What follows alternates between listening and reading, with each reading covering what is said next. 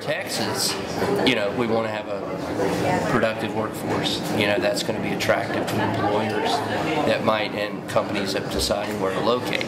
So that's a big thing that isn't necessarily in the budget that we wanted to capture. Of course, there's secondhand smoke costs that people who are not smokers breathing other people's smoke.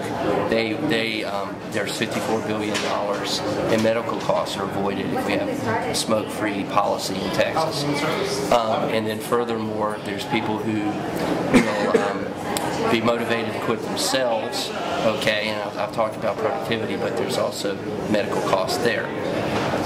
Of course, medical costs, even if they're not on the budget, they actually come out of insurance policies. So if you have less people smoking, the average cost is going to be lower, so non-smokers are going to pay less for their premiums. So it's good for everybody. So the really big part about that is there are a lot of low birth weight babies. It's about $50,000 per medical cost, probably 40% of that Medicaid, and so they're particularly affected by secondhand smoke. So that was a large part. We also had asthma-related illnesses. We had then we had some diseases for middle-aged people, and then of course lung cancer for people over 65. Well, secondhand smoke basically for adolescents under 17, we looked at low birth weight, lower respiratory illnesses, otitis media, middle ear effusion, asthma.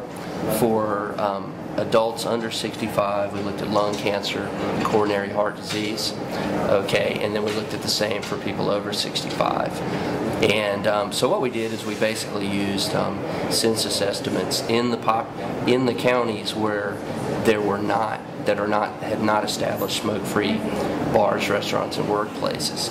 And so then we looked at, how many less of these diseases will there be if it was smoke-free? 404 million over a biennium, or 202 million every year, which is quite a bit.